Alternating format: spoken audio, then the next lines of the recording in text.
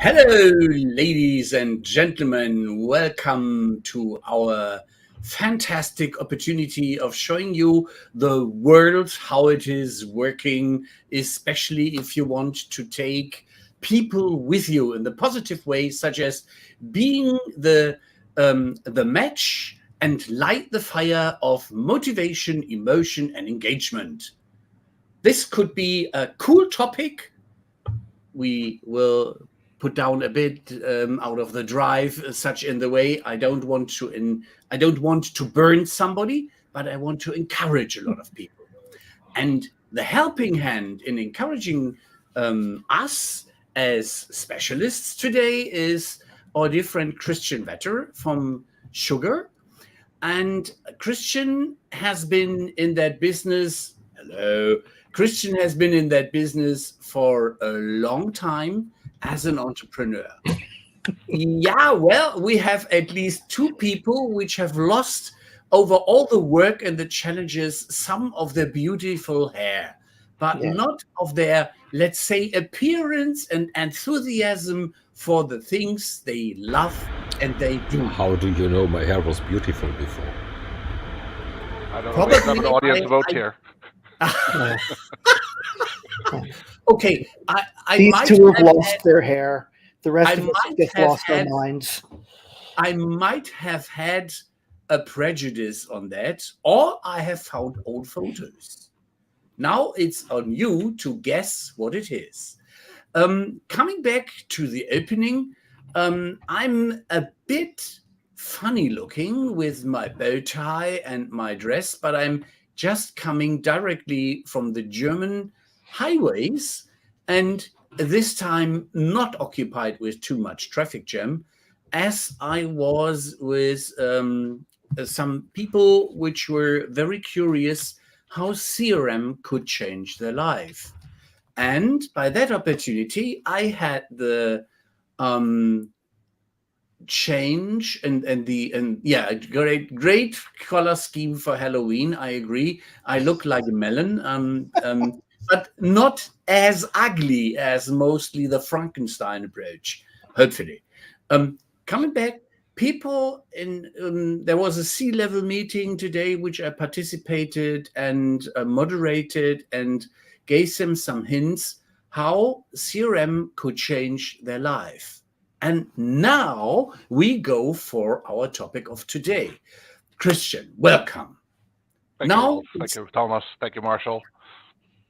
It's now the time for you to do a little intro, give us an overview about your career before Sugar and how things are propelling dynamically like that rocket forward, since you are responsible for some bits and pieces in the platform, and you have shared some of the views and informations already with us in our analyst role. And so that nobody is surprised, Thomas is a little bit more quiet today because he has a lot of encouraged and enthusiastic people around him where he is right in a hotel.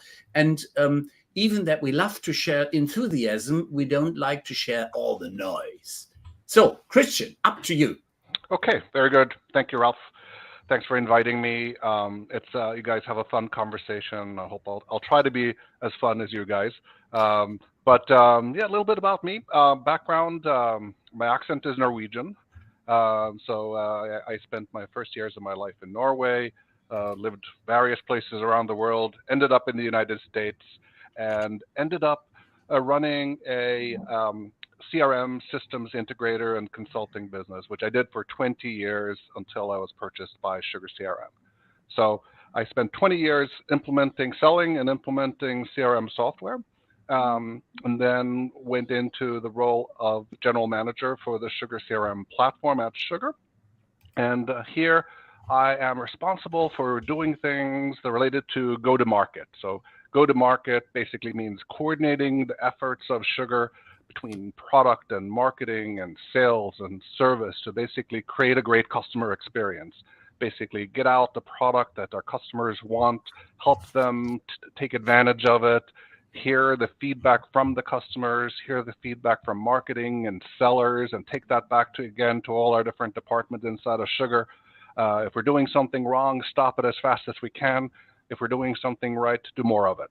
That's basically my role here at Sugar.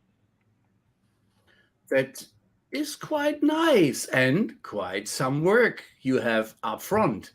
And you started enthusiastically and go forward, such as the first thing I learned was that you had the opportunity in doing a lot of professional service work with your own organization.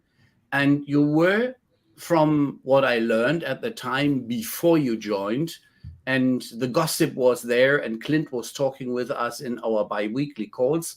He said, yeah, well, when they join, we have at least a real cool, widely spread professional service organization, which we were painfully missing because we had a lot of requests from our own customers where we have sold in directly and not through partners, which would love to see some smart people which know our product inside out and do the job with the perspective of the vendor.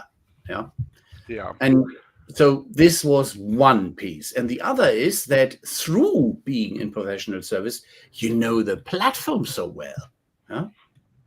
Yeah, I think, the core thing that professional services brings to an organization like Sugar CRM is like a really intimate understanding of how the customer experiences your product. When you're in professional services and you're integrating systems, you have to deliver on the promises that salespeople might have made about the capabilities of the product, and you have to make it work. And you have to deal with the constraints of the product. You have to deal with the constraints of the customer. You have to deal with constraints of time and money, and you have to create a solution that actually works.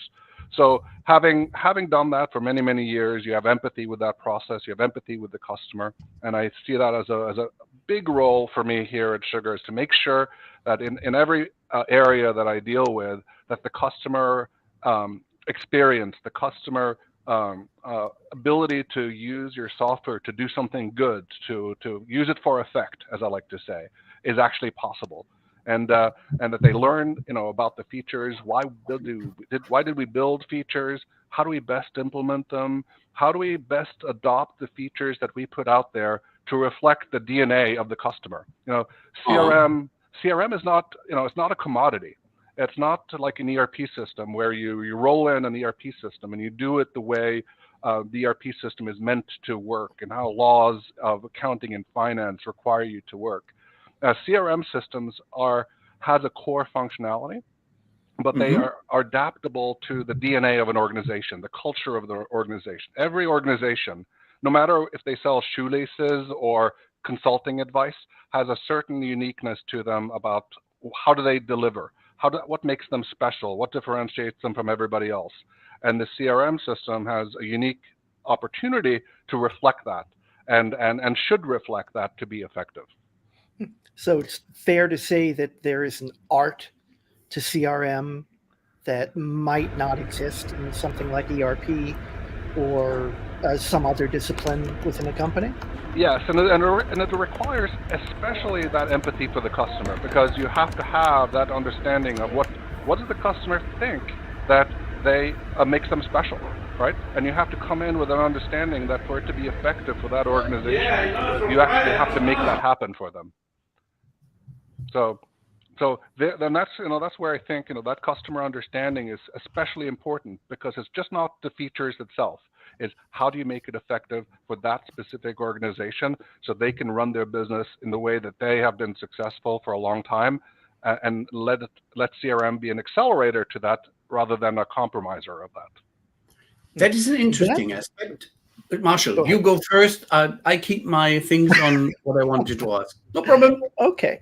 I was just going to say that was leading fairly well into something we were talking about before we went live. Hopefully I'm not jumping the gun. But we were talking about how some vendors are now putting forth the idea that sales and marketing should be one organization.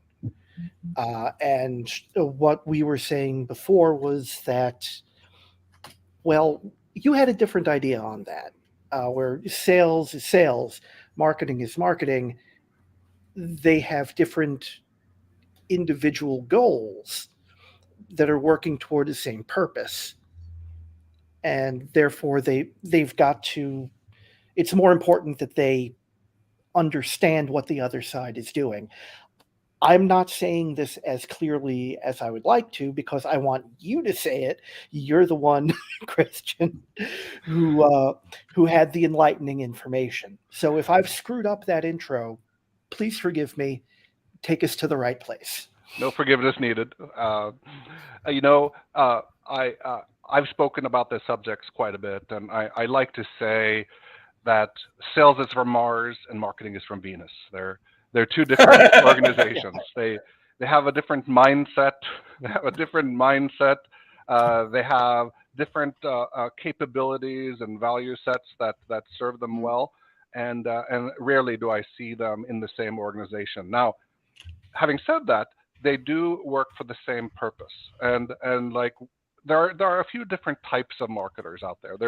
I like to say that there's brand marketers, there's e-commerce marketers, and then there's marketers that we see as our prime customers, which are marketers that are there to work tightly with the sales organization to build pipeline and revenue for the sales organization. So they need to collaborate very closely. So while sales might be from Mars and marketing might be from Venus, they do need to collaborate. They need to get together, and they need to write down a contract. They need to agree on a contract. I usually recommend they actually put it in writing, that they put in writing, what their relative responsibilities are, definitions of terms, what's a MQL, what's a marketing qualified leads, what's a SQL, a sales qualified leads.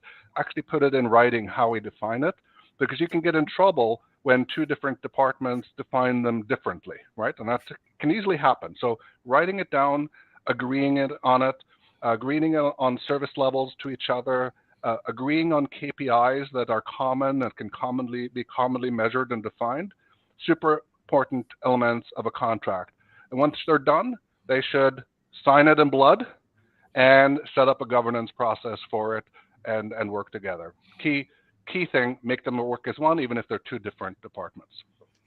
I love that idea, and I love that deal concept to create a contract, write the KPIs inside, sign it with blood, and stop the fighting, such as make love, not war, bridge the gap between sales and marketing, leave them their identity. Don't mix them up, because then you lose some of the drive and the power. And as you said, Mars and Venus, they then would both need the rocket to go there.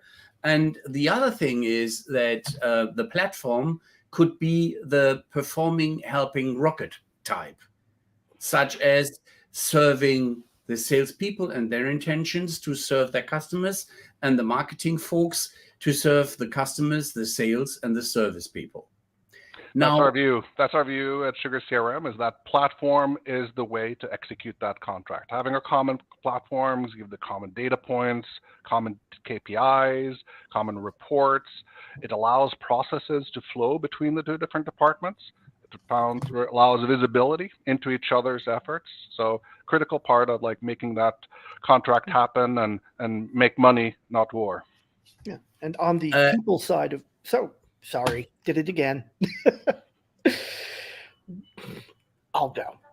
On the people side of the equation, the idea of having a contract between sales and marketing, or between any departments in a company, is great for institutional knowledge and new hires.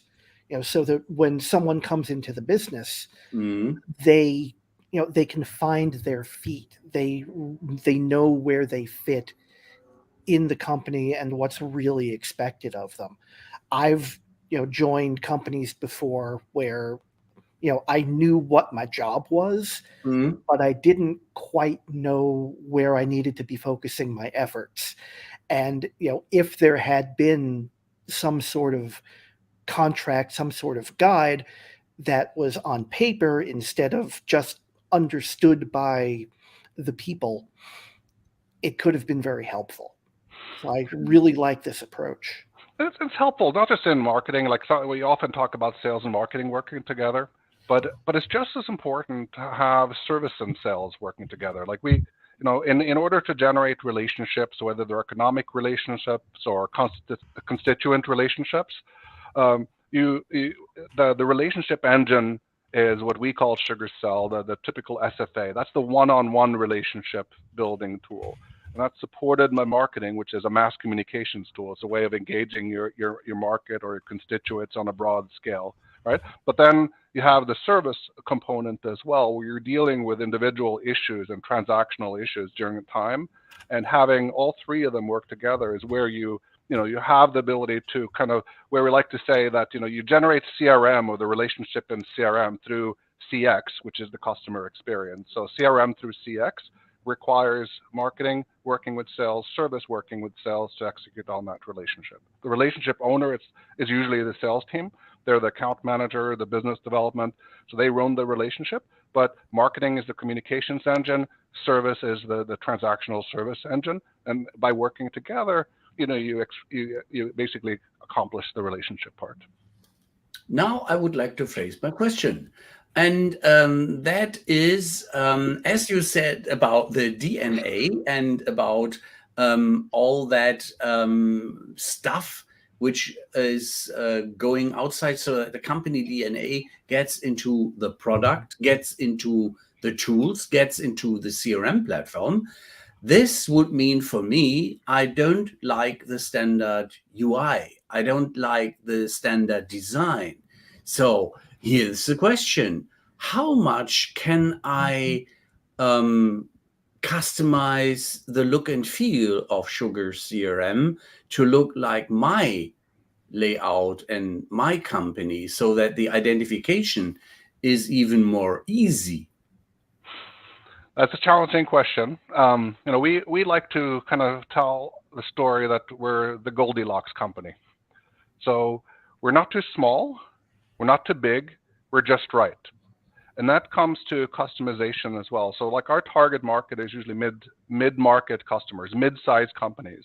And they do want to adapt it to that DNA, to the way they do business. They don't want to compromise to whatever way we thought you should do business. They want to do it their way. And so part of what we deliver, what we try to deliver, being kind of aware that our customers are mid-market customers, is that they need to make those changes, but they need to do it in a fairly nimble way. They need to do it sometimes with relatively small resources, maybe administrative teams of only one or two people, right?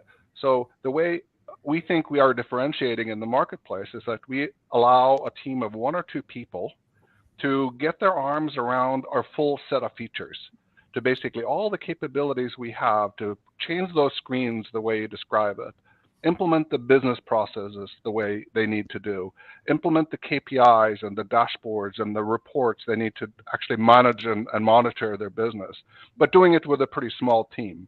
That is kind of where we see we have a fit, but we're very much aware that we need to make sure that mid-market company can do business the way they want to do business across all those different areas, screens, processes, reporting, and integration to other systems.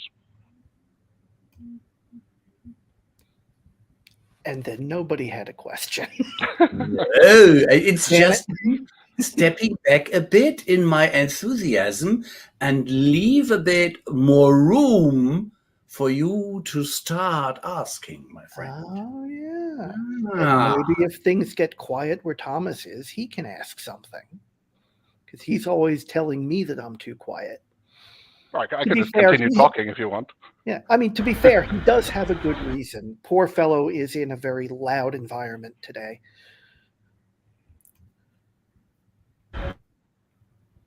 I can try. Although the ideal solution, of course, is having Christian speaking. Ultimately, that's why you are there. Our role is to make you talk. Ominous. I'd like to get back a little bit on sales versus marketing, mass versus Venus. How should this contract look like? Yeah, so the contract, starts like any legal contract. If we've all done legal contracts.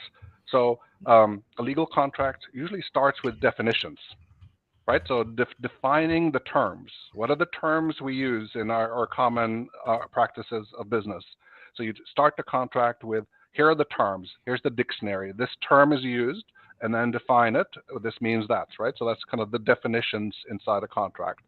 And then you continue with all the elements of your common practice that the contract regulates. How should leads be presented? Like, what should a lead consist of? How is it to be physically delivered to the sales reps? What should the sales reps be able to see? What is the expectation of the sales rep to interact with that lead? What should they possibly bring back to marketing as feedback about the lead, or information about the qualification information they will be able to gather from the lead that marketing can then in turn use in further segmentation and better marketing afterwards. So defining each one of the process steps, setting the expectations. It doesn't have to be overly complicated. Usually it's good to get started with something, right? See how well you work, and then iterate on it.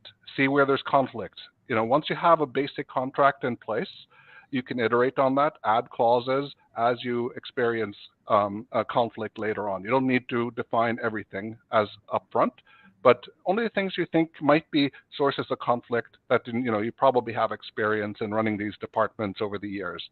Get those in writing first. Get started with something, see how it works, see what works, what doesn't work, and then iterate. I think iteration is kind of the core to CRM. More than anything else, CRM is an iterative process. Start with a phase one, the things that you think are useful. Make them useful. Prove that you're able to adopt them. Prove that the vendor is able to deliver it. Prove that your users are able to utilize it for effect. And then iterate, and make it just better and broader as you have experience. And the same thing goes with that initial contract. I like it. And I'll combine a couple of buzzwords here. That sounds like you're creating what is essentially a business process on paper that directly influences employee experience. And business processes and employee experience, not only are these two things we love to talk about, but they're two important squares on buzzword bingo. So I've done my job. Yeah, and bring them alive. Bring them alive in CRM. You have an opportunity to bring them off the paper and into a tool that's alive with data and interface and should be engaging, and where you interact with it on a daily basis. A contract you look at when you have to, when you're preparing to sign it, and when something goes wrong, right? Right. That's how often you work a contract. But in CRM, we could take the principles that we've contracted in and bring them alive in our configuration of the user interfaces and the process, and make it support it so that it's a living, breathing contract. Yeah, I can't let go of how much I like the idea of just having a clear statement of goals and responsibilities. It's something that seems so uncommon in business. And not only these days, but also historically seen, that would be a cool evolution, and in the same way also kind of revolution if this would work out. Yeah.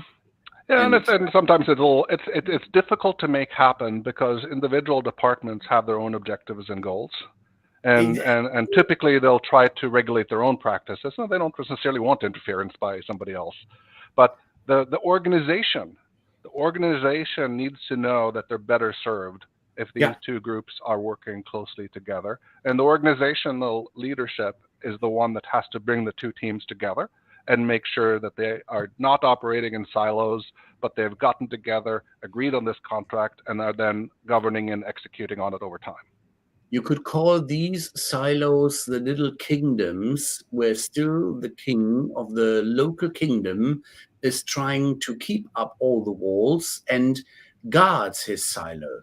As long as you at a sudden get a united democracy-driven or whatsoever institutional kind of, and work together and make that contract. that could have been also like there is one thing coming to my mind in history, such as when we have the generation contract for our pension funds, that the younger are paying into the feeding money cash for the elder generation, but this needs then a prolongation and a continuation. There must be always enough new young people. Elsewise, you get out of money and the contract is broken. Yeah. Right. So you need organizational will to make that happen. That is yeah. The old people can't impose it. The young people will never volunteer it, but the organization, the country, has to decide on it together, and it's have kind of the understanding why that is good in the long term. The same thing for a business. We have to get through those silos. We have to make sure that no silo is going to be successful. And we know that no silo is going to be successful on their own. And therefore, organizational leadership's job is to make sure that those walls are broken down and that they work well together, and where a contract is required, define it. Now, leaving aside the fact that we've just described pensions as a multi-generational Ponzi scheme, Upsala. Not yet. It hasn't failed yet. Nobody's been caught yet. I have to. There's one thing that I see different between most contracts and what we're talking about here.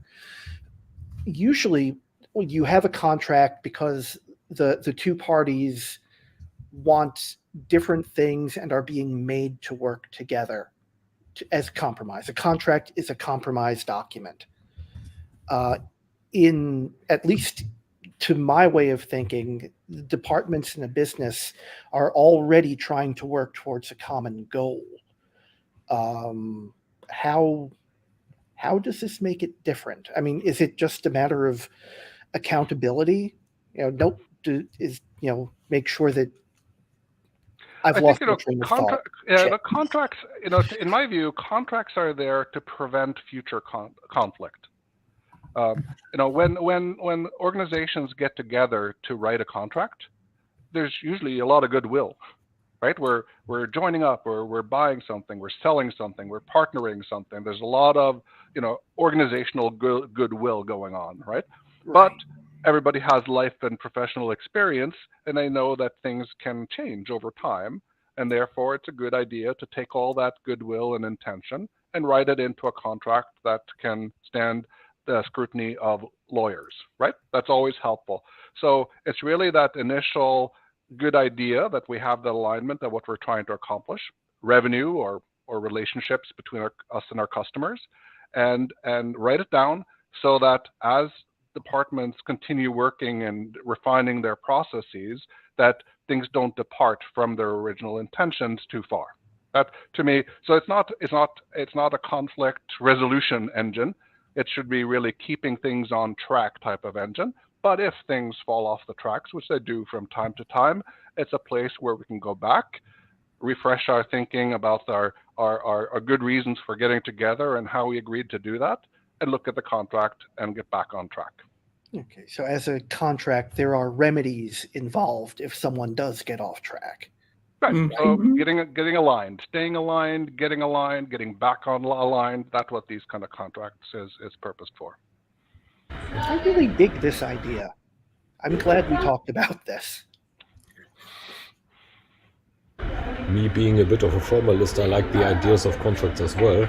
But then we also have objectives and KPIs to measure the way towards the objectives. My base question would be, is it necessary to have a written contract in addition to that if the organization manages to get some good KPIs that support each other? Yeah, I think you have common KPIs is a critical, and just in order so you don't get stuck in your own silos and celebrate your own siloed successes with KPIs that you define independently. If you're looking at organizational success, then KPIs have to be also defined on an organizational level across departments, and therefore it is important that they are done in collaboration between marketing, sales, and service as to if the KPIs align to the organizational goals, which they should, then they have to be looked at in together. There may be opportunities for departmentals to have inside departmental goals and KPIs that they manage their own internal processes for. That's always the case. Not every single KPI has to be organizationally vetted and agreed upon, but core KPIs that affect the corporate and organizational goals, they should be cross-departmentally agreed upon. A completely different thing. As you came with the cool information that you are originally native Norwegian, do you still have contacts there in family? I do. I have a mother, I have a brother, I have a sister, I have a house in Norway that I can escape to when things get rough here in the United States. Well, the point is where it's getting rougher faster. In the direction of Norway, there is Russia playing the big bad bear. So just kind of perspective, not getting political, Thomas, don't worry. We'll stay away from the geopolitics. I just was wondering where you see the worries in the US or where you see the worries if it's coming to Norway. But as put it that way, from the perspective of a family man, it is very interesting to have a lot of innovation in the country where you have been born, such as they are the drivers of getting even airliners in electronic driven engines in the air, and they are progressing very, very much that stuff. And that is something which is from future innovation and new type of thinking, something which comes so nicely in when we talk about CRM and your role in sugar. Yeah, I think that in any role, whether it's a CRM or any, I think it's important that we're in a knowledge business, right? We're consumers and processors and also conveyors of information. That's what we are here for. We're very lucky to be in that position, to be dealing with knowledge and dealing with information, right? It's a privileged place to be in, and but that also has some responsibilities. We have a responsibility to seek input, seek information, process it openly, be creative, drive things forward, do good for ourselves, for our organization, for our families, for our countries, and being creative, being open-minded to those things is important. But I think it's important to be an optimist, right? So you brought up issues. Yeah, you brought up issues about geopolitics and things that are going on in the world that are scary and horrible and tragic, right? But they always have been. But you still have to be optimistic, to drive things forward and free your thinking, to be creative and come up with constructive solutions, whether they're CRM or geopolitics. I think optimism is a big part of that. And to me, I'm an optimist. I think about things optimistically. I think that things are going to work out. I think that I'm going to be a part of the process of making them work out. We're going to think about practical solutions that transcend complex problems, and that's how I think about my professional life, my personal life, and my role in geopolitics.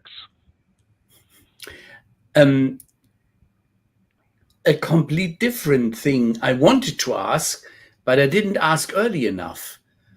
What was the driver to sell your own baby, such as your own business? Oh, okay. Yeah. So I ran my own business from when I started it out of my apartment here in New Jersey and until I sold it to sugarCRM. But I spent my whole career as a reseller and implementer of other people's software.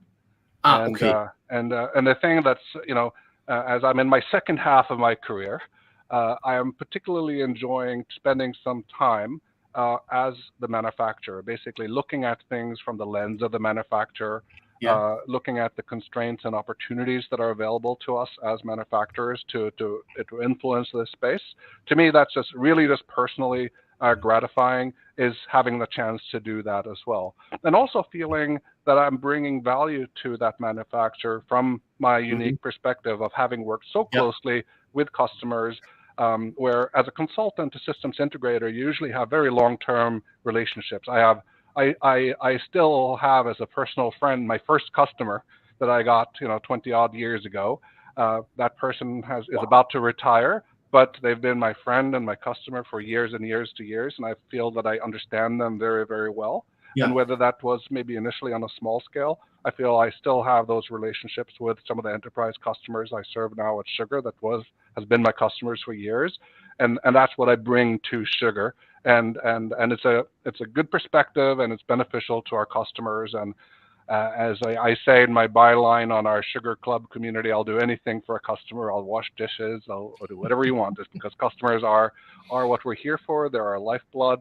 We appreciate them very much, and we build a product to serve their needs.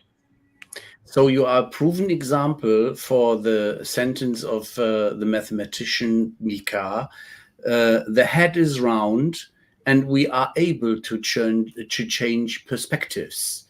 And you made use of this, such as knowing about the perspectives. You have now the ability in sharpening the perspective you had in the earlier years and share this with the vendor.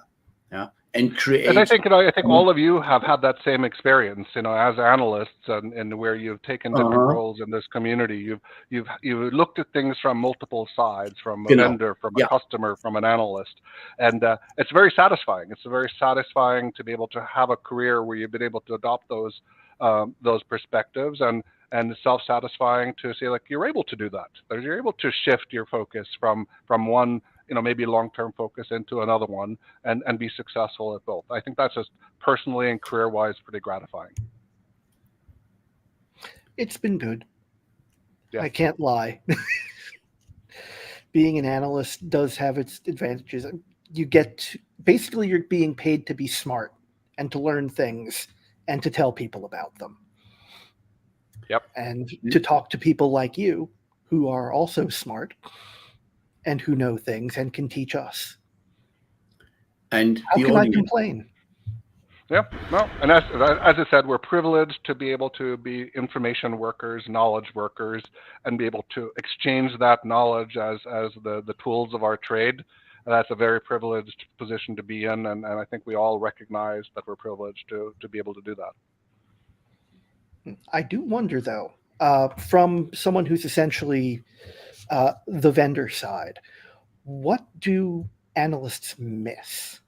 What are we not looking at that we should? Do you have an opinion on that? I mean, we've got about 20 minutes left. Now you are a bit cheating, my friend. There are blind spots where we don't jump in. Yeah. I mean, nobody can know everything. Nobody can know everything or be aware of everything. I think an individual analyst can know everything or probe everywhere, but as a community, where there's a large analyst community looking at our space, and everybody looks at it from a little bit of a different perspective. We have some analysts that looks at it from a very intense customer focus. They're only looking at it from what value does the customer get out of this vendor relationship, right? That's their sole focus. Then you have other analysts that look at numbers. They look at numbers, how's your growth rate and your churn rate and your NAR and all the different SaaS models that are out there that are very inquisitive about that. Some other analysts are very interested in the process. Some analysts are interested only in the enterprise space. Some are interested in the SMB space, right? So I think as a group, there's very little places for a vendor to hide. It's one of those things. You can fool some people some of the time, but you can't fool all the people all the time. So we realize that. So in dealing with analysts, we try to be transparent. We need to establish some trust. We'll talk about the things that are challenging in our business. We'll talk about the things where we're successful. we probably talk a little bit more about the successful thing than the challenging things. But still, in order to have credibility, you also have to talk about the challenging things, right? And everybody knows that every organization has challenges. And if you're open about it, you usually get better responses from the analyst community than if you try to hide it. Exact.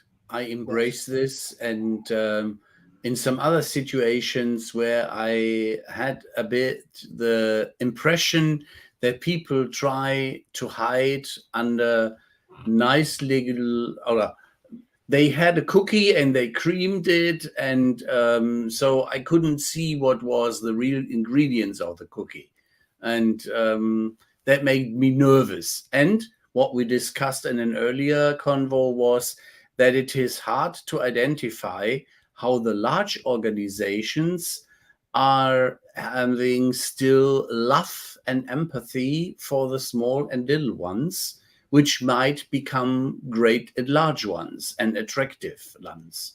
Yeah, and what you described with your one of the first customers, 20 years of friendship as a result, that is a growth path I would love to see more often, but we won't see it so much often because they are so much focused in shareholder value and greedy talk and thinking instead of empathic and human-driven growth talk.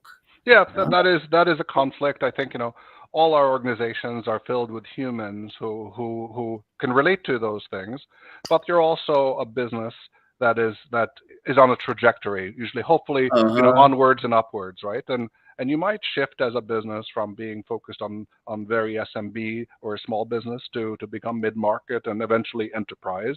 And it is hard to be all things for all people. I think as an organization, you have to have an element in your culture of loyalty. That means basically the customers who brought you there, you need to be loyal to them. You need to make sure that they stay with you. And I think that is something I've experienced here at sugarCRM, is we try very hard to be loyal to the organizations that have brought us success in the past. Even as we grow to become larger, we've done everything in our power to bring them with us. We've given them free software upgrades. We've migrated them for free. We have programs inside here of Sugar that's all about bringing customers with us in our journey and making us, allowing us to be valuable to them at the level that they can afford, even if, we're on a journey that is becoming a little bit bigger and bigger over time. So having that loyalty, not in the organizational behavior, but also culture inside the people who are there, that you're loyal to your own people, that you have those values. I think that they are important, but they get harder and harder the bigger you become. As you become, publicly listed and your loyalties are to your shareholders, by law, then it gets harder to do those things.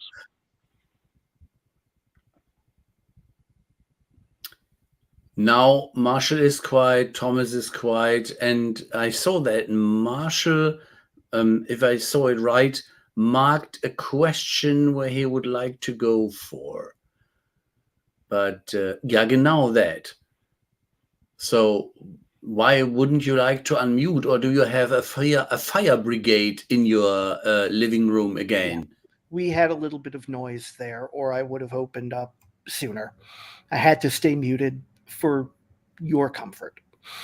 But I built you the bridge for the question. You did, and now I will trip on it.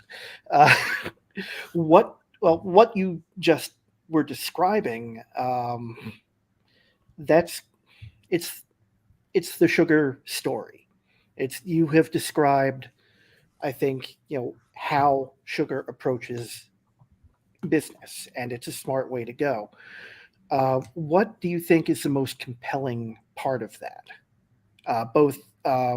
What do you think keeps the old white guys here interested, and do you think it's different from what is attracting your customers? No, they should be the same. If you're doing your job, then what you're thinking about and talking about should be relevant to what also your customers are looking for and attracted to. We spent some time last year basically looking very deeply at that, looking at why are we here, what do we do for our customers, why are we different, and we came up with boiling down that into some sentences. That essentially, it's basically we make the hard things easier, right? So I've been in sales for a long time, and I know that there's certain things in sales that are hard, right? There's certain things that are hard. Like I remember just getting a proposal out was hard. And it's usually the biggest bottleneck in a sales organization is just get the proposal out, right? You've had somebody who's interested in pricing and information about your system, get the proposal out. But it's hard to getting all the resources and the price books together and the legal clauses and all the different negotiations reflected in something. So as an example, that's an area where we seek, okay, what are these things that make is hard for our customers, and how can we make them easier? So how can we build features and functionality into our platform that deals with that? So for instance, last year we launched a document automation system inside of Sugar, which is not just like a mail merge of generating a letter, but a complex document automation system that could orchestrate information from the entirety of the CRM platform, build a complex document, a contract, a proposal, a PowerPoint pitch, a Excel document, all from the information we have, and put it on the screen at a click of a button to make a sales rep's life easier, right? That's a big part of what we do. Remember me that I want to get this shown and demonstrated the next time we talk to you. That is something which makes me really tick and would be some real beef on the skeleton, which could excite some people which are looking for new solutions, such as this is something absolutely practical. Yeah, very practical solution. Our main competitor in space is no big secret that it's Salesforce is our biggest competitor. And probably heard of them? Heard of Salesforce. So they're our elephant in the room, and they have a huge ecosystem of people creating add-ons to Salesforce. And probably one of the larger ones is Conga, which started off as a document automation platform. They've evolved into a lot of different things, contract management and stuff like that. But essentially, they're a document compilation and platform. And so that's an add-on to Salesforce. And we brought it into the core application. We deliver it to every single user of CRM, whether they're on our basic edition or our premier edition. Everybody gets document automation now. And it's one of those things that just makes the hard things easier, that reduces the bottlenecks for our sellers to accelerate through a sales process. So those are things that we're looking to do. Also, making information visible, making information like, working in CRM systems, you usually have pretty complex informational environments. You have long-term relationships. You have a lot of people involved in your relationships. You have a lot of products or services or interests involved. And gathering all that together and understanding how processes interact with all that data is hard. So another area of focus for us is information delivery and processing. Basically, being able to put that all on dashboards and visualize it in charts and tables. And in last year, we also added the ability to visualize it geographically. Visualize it on maps. So where are your leads coming from? Where are your service cases coming from? Where are your sales reps having meetings? So visualizing information, basically making information more digestible for the customer. So some of those things, like, those are, tactical areas where we know that organizations are challenged, and we're looking to, across our platform, give tools that they can apply, often in ways we never even expected, right? They take these tools and they use their creativity and their DNA to figure out, where should I apply them? And that's our job. Our job is not to tell them how to do their business. Our job is to give them tools that solve general problems in their organization and allow them to accelerate processes, make the hard things easier, and make life a little better for the users of the software. As we have the elephant in the room mentioned. I would like to know how the train they are just getting started, or where they put some extra coal on in the locomotive, is being environmental friendly. So the insider might see the joke in it that the locomotive is powered by coal. The interesting aspect is, how do your customer base go for any proof of concept in being environmental friendly or environmental driven? We don't see a ton of that inside our organization. I think on a personal level, we're all focused on that. Okay. But as an organizational Yeah. level, Yeah. we're our business is not the most environmentally damaging. So we're pretty lightweight. For our customers, we even take on the data centers for them. It's not an area of focus for us, rather than general culture of being. So I think that's more the space of the enterprise kind of social type of organizations, like it's like Salesforce or Exxon. They have kind of a social role and name and responsibility, probably larger than practically a mid-sized organization has. But why not start with the mid-size one and give them, for instance, some toys to play with to prove that they are thinking environmental friendly and focused, and you claiming to be the friends of the mid-market, why you don't have this out of the box ready in some reports and some marketing gimmicks? Because at the end of the day, I feel a bit, okay, if he pays money in it, that's okay. That is cash out and this is an investment. But just fiddling around in the software and do some new dashboards and show, look how many gas we saved, how many electricity we did very nicely, and that stuff, that is a bit marketing blur. Yeah. And where is my friend in the blue kind with the elephant, where he's sitting on his back and waving and hang loose and going for a lower country? That is the marketing machine in that organization, which is a bit larger and has some more resources, like your organization. Yeah, they have a social voice, and as you say, they have more resources to do that very, very high level marketing.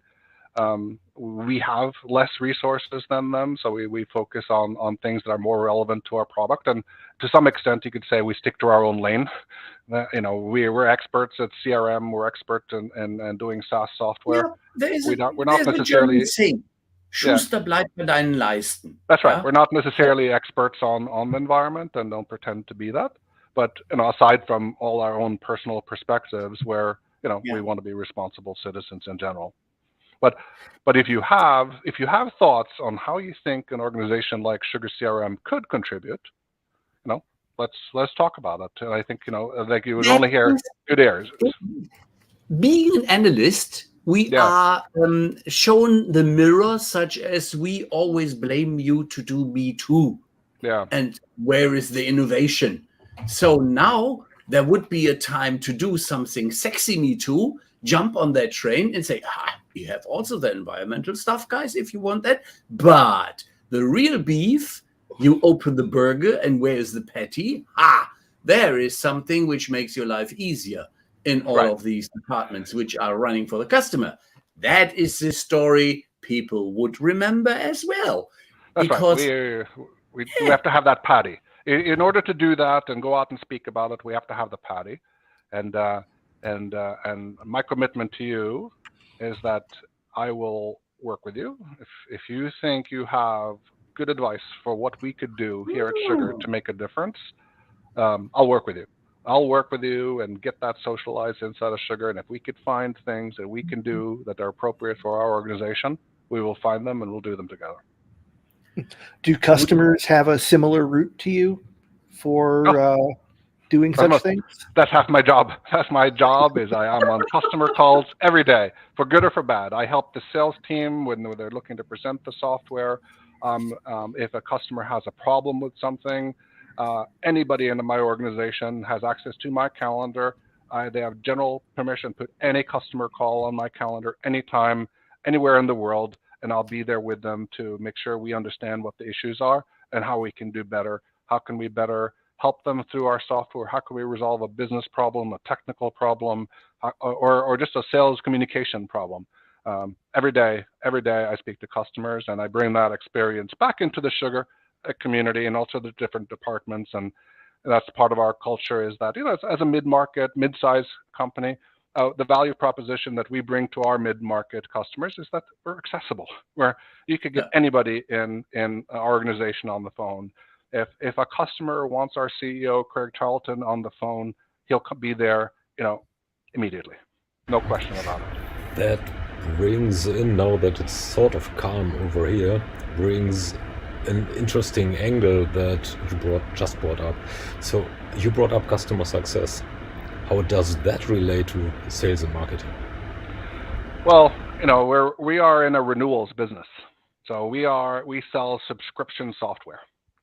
So we sell subscription software that essentially the customer makes a decision every year when they renew their license or their subscriptions with us, basically voting, are they feeling that they're getting value out of the software? And subscription software these days, whether it's SFA or marketing automation, it's very easy to jump from one to another.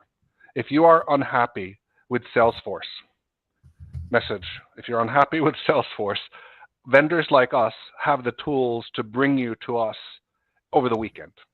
And we expect that our competitors have the same tools as well, that if our customers is unhappy and are not seeing customer success, there's tools out there that'll take them off sugar and put them on our competitor's product over the weekend.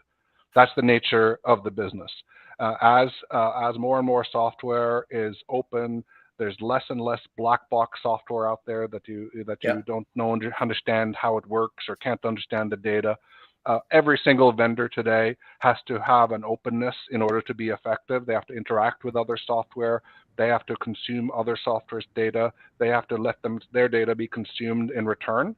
And because of that, everybody has access to everything and can create the tools to migrate from one place to another. So customer success is critical. We put a lot of effort into a community for our customers. We maintain something called Sugar Club, which is an open forum for people to voice their concerns, to share information, to consume information from us about our product. And it's open. Sometimes you see challenging things. Last weekend, I was dealing with a customer that was upset with something, and they posted something in Sugar Club. And we saw that executives from Sugar jumped in immediately. Chris Pennington, our chief customer officer, jumped on within minutes to help resolve this. I jumped in a couple of minutes after Chris Pennington to bring my perspective on to resolve it.